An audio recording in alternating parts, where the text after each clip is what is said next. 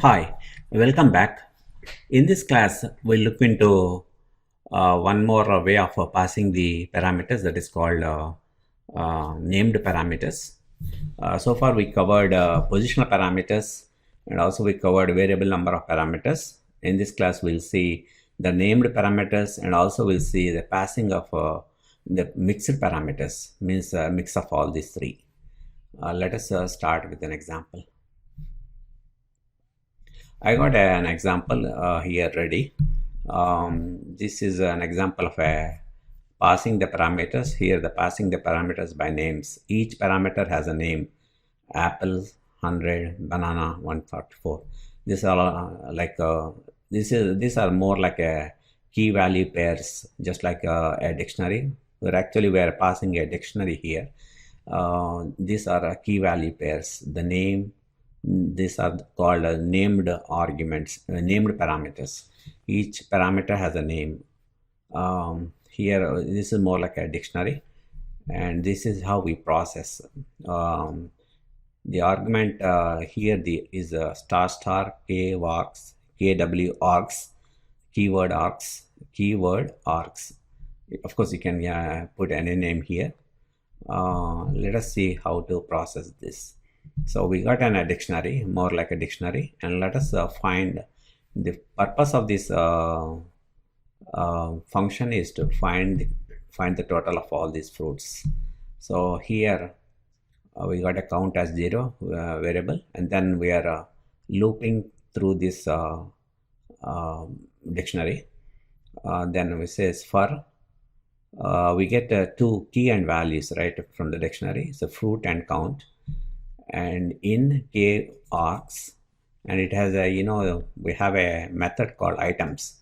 The items method will give both key and value, so we are using that method to get fruit and get the key and value, and we are printing the fruit and we are printing the key and value basically, and we are counting where we are finding the count, the total count through this variable. We are we are adding to this variable, and finally we are returning count.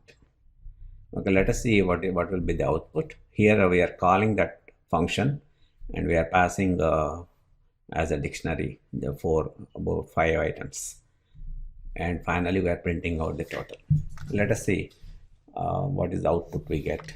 If we execute this, you see that we got these. This is from inside the body of the function.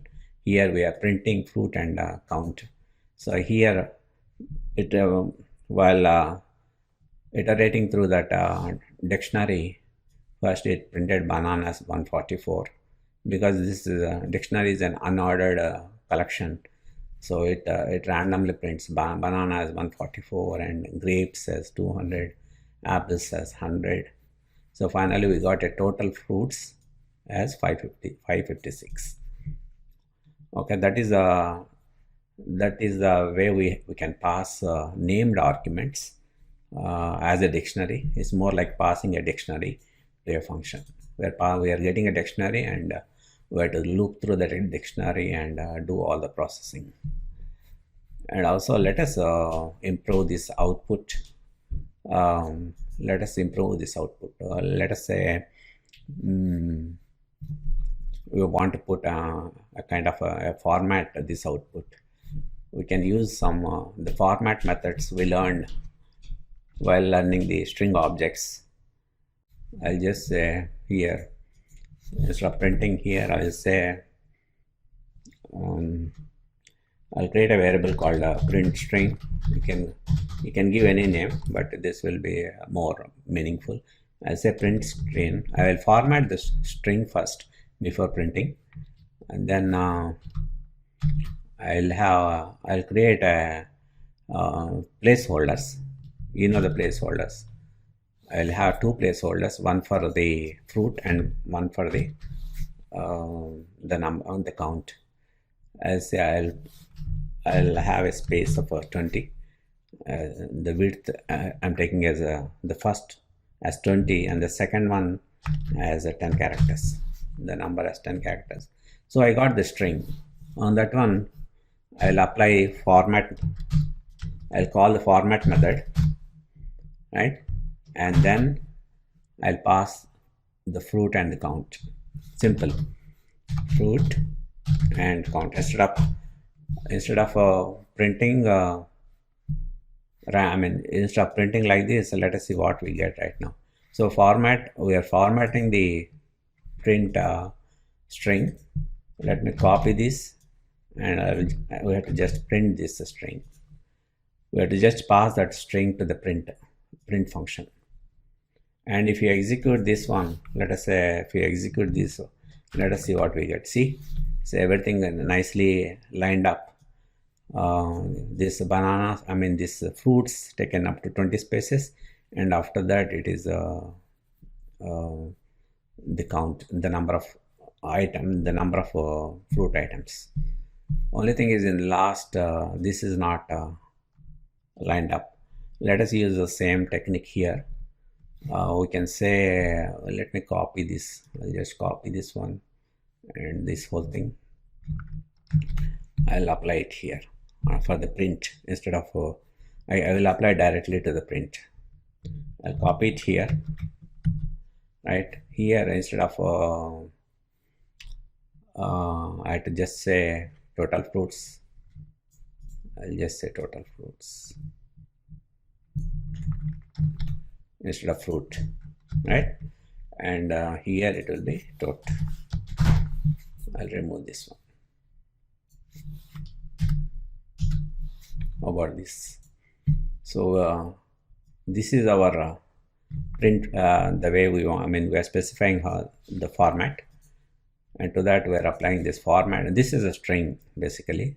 So that we are calling the format method, and we are passing the two variables. One is a string. We are passing two items. One is string and total. Let us see what we get now. If I execute this, say it's better now. There's total fruits and 556. But one thing we can do, we want to separate this. We can put a space here. We can put a print statement, or we can put a line. We can say print. Let us put a line. I'll say star dash, and use the repetitive operator. Let us say 20 plus 30 is good. If you put that on, let us see what we get. We're just printing a line in between these items and the total. And if I execute this, say this is better. So this is how to format. When you're writing a small programs like this, and make use of everything you learned so far, that will be helpful for speeding your learning process.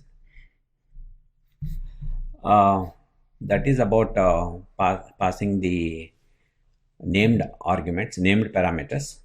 And then let us see one function to pass mixed parameters.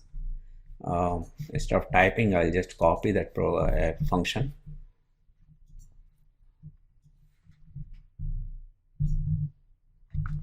And I will explain the function. I'll say this one.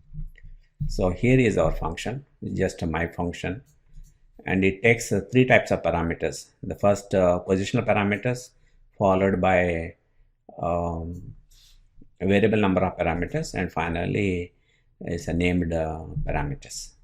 And here this is our call, my function call. Okay, here we are passing the first three, because it is expecting 3. That's why I'm saying the first 3 are positional parameters. After that, it is till it goes to dictionary, till it goes to named arguments, all that are variable number of parameters. So that is let us see what we get here. Let me call this. Let me execute this. I got 60, 110, and 60. What I'm doing is I'm summing up each type of parameters. I'm summing up the positional parameters and putting within a list. These are the positional parameters. These are variable number of parameters, and these are named parameters. Well, let us see what we are doing in the function. And here I created three variables, some 1, some 2, and some 3, and I assigned a 0 to all of them in the beginning. The sum one is the positional parameters is simple, n1 plus n2 plus n3, and the second one